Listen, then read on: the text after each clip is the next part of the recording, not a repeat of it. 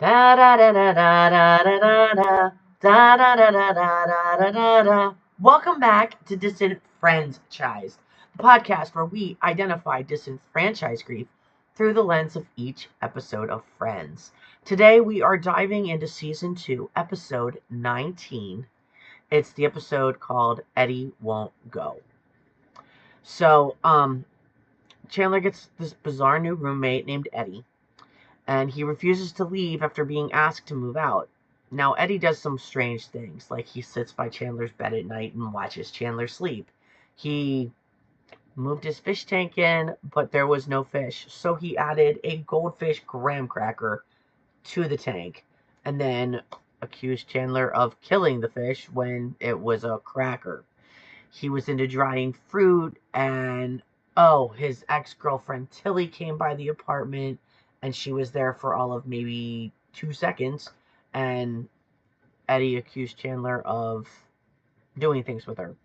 So Eddie definitely has some quirkiness to him, and it didn't meld well with Chandler while he was missing his best pal Joey, right? So Joey lands this role in Days of Our Lives.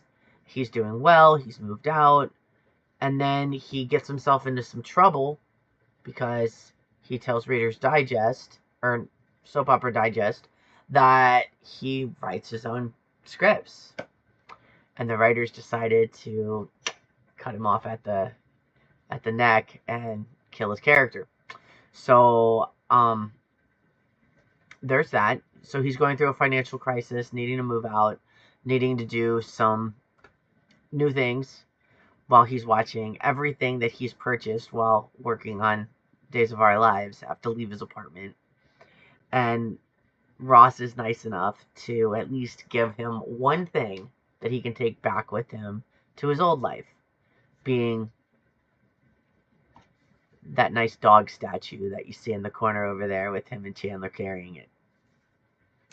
So, a lot going on, but behind all the jokes, there is unrecognized grief. So let's get into it and really call it all out. So, secondary losses. Joey just doesn't lose his job. He loses the future that he envisioned. He loses the apartment that he could barely afford, the porcelain dog that symbolized his success, and his identity as a successful actor. Society says, get another job, but no one acknowledges the grief of losing a dream or a potential dream. So the loss of safety and home is something that Chandler's experiencing because his apartment stops being a sanctuary. Eddie watches him sleep. Eddie moves his things. Eddie invades every boundary. And no one acknowledges how awkward Chandler's lifestyle has become in the absence of Joey. And losing peace in your sense of home is something that is rarely named. Identity erasure. When we go through any kind of transformation in grief or transition, our identity shifts a little bit too. If your kids move away, you're now an empty nester. Your lifestyle's changed. If you get a promotion, your role at work has changed. The way people perceive you, the way they engage with you shifts. Well, in Joey and Chandler's case, both men are hiding behind masks. Joey's leather cap and the I'm fine attitude, Chandler's jokes that deflect real connection. When we mask our grief, we lose ourselves in the process.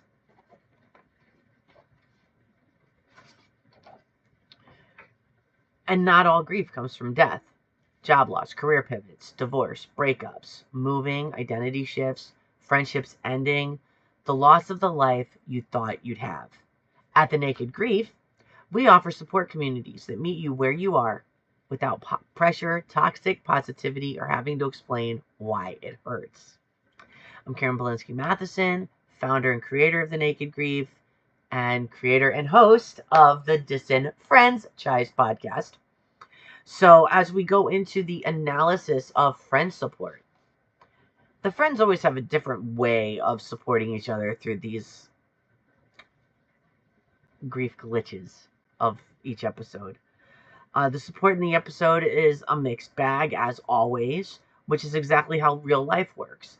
We don't always know how to show up for support. Sometimes it's easier to make a joke. Sometimes it's easier to distract. Sometimes it's easier to ignore. Doesn't mean it's right. So the girls, they try to support each other through this Windkeeper book that Phoebe introduces them to. But it backfires. And why? Because they're using a rigid manual for empowerment instead of actually holding space for each other's unique struggles.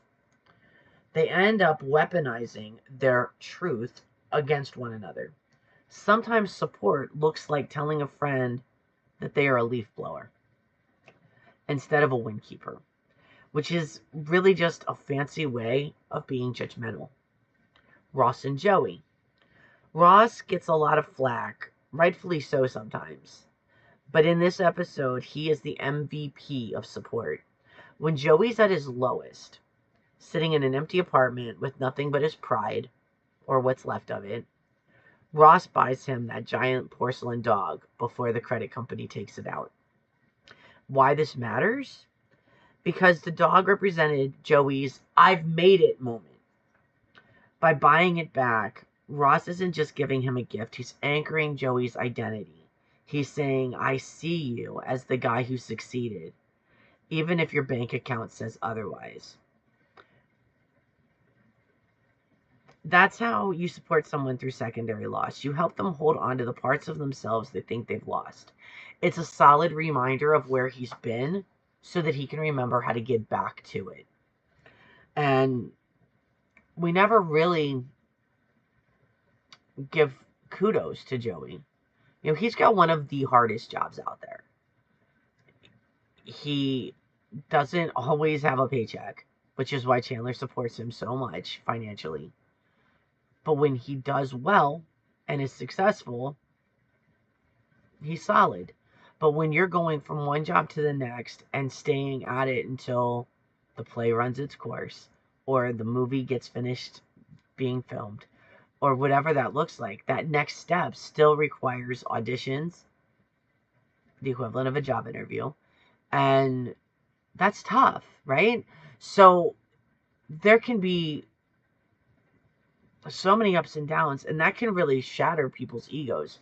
So kudos to Joey for never really losing his momentum, never giving up on his dream, and even when he's floundering and feeling like he's lost, he's got people like Ross in his corner going, no, I see you. I get why you don't want to audition for that cabbie role on Another World because it's only a couple of sentences, couple lines. But you should do it just to get back out there again. Well, Joey does go, and he tells Ross that, and Ross is like, oh, good for you. And then he says, but I didn't get it. And then Ross pivots again and goes, well, good for you. You got out there and tried, but you held to your guns, and you know that you can do way better than that. And that's huge, too. When you have a friend that can see you with your struggles and challenges, figure out how to pivot without giving fake platitudes and such, it really does help you. It makes you feel stronger. So in those moments of weakness, you're not just throwing everything to the curb and saying, I'm just going to get a regular job. And I'm sure there are plenty of times when Joey Tribbiani thought, maybe that's what I've got to do. So some coaching moments and what-if scenarios. The I'm fine mask. Joey's leather cap that he gets for his future auditions is something that many of us wear, more figuratively than literally. When we lose a job or a relationship or a dream, we put on this mask of okayness. We buy things that we can't afford, or we take on roles that don't always fit just to prove that we haven't failed. A coaching moment with this is stop performing your grief. If you're drowning, the most windkeeper thing that you can do is admit that you're in the water. It's imperative to take off that cap. Allow yourself to just be a cab driver. for a season so that you can regroup. There's no shame in the pivot. The only shame is in the lie that may keep you isolated. So what if Chandler had set his boundary with Eddie sooner? Chandler eventually gets rid of Eddie by gaslighting him, essentially pretending Eddie never lived there. It's hilarious TV, but it's a trauma response boundary. And think of what the gaslighting did to Eddie, who was already different from the Friends gang. You know, I mean, at one point he ran into the coffee house with a mannequin's head that he took out of a department store and said, "We can hold chips in it." There are other Friends groups, I'm sure, that would have said, "Hey, that's a great idea." But this particular Friends group thought it was weird, creepy, edgy, and they didn't get it. I think Phoebe may or may not have thought it was kind of a cool idea, but I don't remember completely. But that's why you see these images on the screen here of the gaslighting. Eddie knocks on the door and he's like, "Why is all my stuff outside? I know I lived here, but my key doesn't work." And Chandler's like, "Yeah, I don't know who you are." Joey turns around in the recliner and he's like, "Hey, how you doing?" And "I've lived here the whole time." And Eddie's mind is just blown. And that's I hope a lot of you haven't gone through that. But there are awkward moments in our lives that can be very similar to, how do I get rid of this? What do I do next? How do I stop this spiral? And in Chandler's case, it's, how do I stop the spiral of a roommate that makes me uncomfortable and makes me feel unsafe? Sometimes we feel that way in a dating relationship or with a friend or even at work. If you're in an environment where safety doesn't seem to be a concern with your employer, if you should be having safety goggles or masks, or you're not getting those 15-minute breaks periodically, you have a right to be heard. You have a right to feel safe. And finding your voice is really important in situations like this. So what if Chandler had addressed the first "watching me sleep" incident with a serious, non-joking conversation? Which I feel like he still kind of did. Eddie just didn't grasp it. When we use humor to deflect discomfort, we actually give people permission to keep hurting us. Chandler jokes a lot, and his jokes were the cracks through which Eddie's craziness could leak. So a coaching moment here is, clear is kind. If someone violates your peace, don't make a joke about it. Make it a boundary. So some relatable life examples. We see the one where Eddie won't go in our lives quite often. The post-divorce identity. You're not just grieving a partner, you're grieving the married couple, friends, the house, and the person that you were in that role, and that secondary loss. If you're a widow, it may be the same way. Your partner's no longer here. Their friends may not be connected with you anymore. Your life may have shifted with how people are perceiving you. And anything you do is feeling like you're being judged and under a microscope for that. It's a sad reality. And learning to find your footing again after any kind of loss is tough. Truly. And yeah, you like the Moo Point shirt. It's learning to balance, learning to find your footing, learning that other people may judge you. They may say, "Wow, you're moving out there and dating again awfully fast. Did you not love them enough?" People judge what they don't know. And until they have experienced that breakup after years of marriage or togetherness, or they've experienced watching their person die in front of them, they don't understand how hard it is sometimes to just breathe. So be mindful, be understanding. Nobody knows what anybody else is going through. So those moments when you're sitting in traffic, screaming at the car in front of you because the light turned green and they still won't go, there may be something on their mind that's distracting them. And pushing them too hard too fast could cause an accident. None of us want to be a part of that. The career pivot, like Joey. You might feel that taking a lower position is a death sentence, but it's not. It's a transition. And you never know what that could do. In my own life, I met my husband while I was working in food service. I was working crazy hours. He was an electrician. He was working 6 to 2 every day. A lot of times, my day didn't even start until 2 p.m. And I knew that if I wanted this relationship to work, I needed to have a daytime job. So I went back to school. I got my paralegal degree. I started working in a law firm. And I was paying more to park every day than I was making for an hour. Like, part of my shift covered my parking. And I said, I cannot do this anymore. So I went into baking. I was there for a decade. I loved it. Did it pay what food service did? No. But I learned a lot. I found myself again. I got confidence. I had daytime hours. I did work some weekends. But even when I worked a Saturday, I was home before the afternoon really got started. So that was great. He did side jobs and stuff. So, like, we would just time it. All right, I'm working this Saturday. You've got a side job. I'll meet you back at the house by 3. I'll run and get groceries and stuff afterwards. You learn to balance. That's a very long-winded career pivot example. The boundary crasher. We all have seen a version of an Eddie in our lives. A friend or family member who can drain our peace and make us uncomfortable.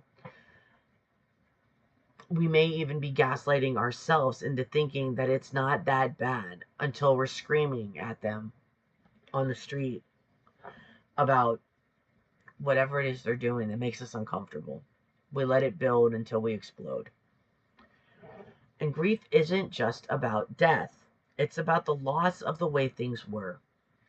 And when society doesn't give you a funeral for your loss, whether it's a job, your sense of safety, kids moving out, career changes, etc., you have to create your own ritual of recognition. So, as I start to wrap this up, I want to invite you to go to thenakedgrief.com. What you'll find here is a private, judgment-free space to process what has changed in your life. Practical tools, prompts, and guidance that you can use right away. Multiple styles of support so that you can choose what fits and switch if you need to. A path to find your footing, one small step at a time. If you're not ready for therapy or one-on-one coaching yet, but you know you need something, you're in the right place at thenakedgrief.com. It's a beginning. You got community support. I believe that everything should be affordable because grief is expensive enough emotionally, financially, and everything else. And until you know exactly where to lean and can hold yourself accountable to show up and not just be a face on a screen, it's a good place to land. So, as we wrap up, and forgive me, this is a whole new concept for me. I'm usually doing the Canva floating head thing or no face at all. The camera on Canva didn't want to do it, so I'm trying this and we're seeing how it lands. So, the masks we wear, the leather caps, the forced jokes, the self-help buzzwords like windkeepers, they only keep us more lonely at times. This episode reminds us that it's okay to lose the furniture as long as you don't lose the friends who will buy you a giant porcelain dog to remind you who you are and where you've been. So next week, we're diving into Season 2, Episode 20, the one where Old Yeller dies. We'll be talking about the grief of childhood realizations and the shielding our parents do that actually stunts our emotional growth. And diving into the true definition of cinema therapy, because the Friends gang actually goes into it without calling it cinema therapy, which is pretty cool because that's what this podcast is all about. It's cinema therapy through the lens of Friends. So are you tired of wearing that I'm fine mask? Let's strip it back. Again, visit thenakedgrief.com for coaching resources and more episodes of Disenfranchised. Until next time, keep your wind and keep it real. Da da da da da da da da da da da da da da da da.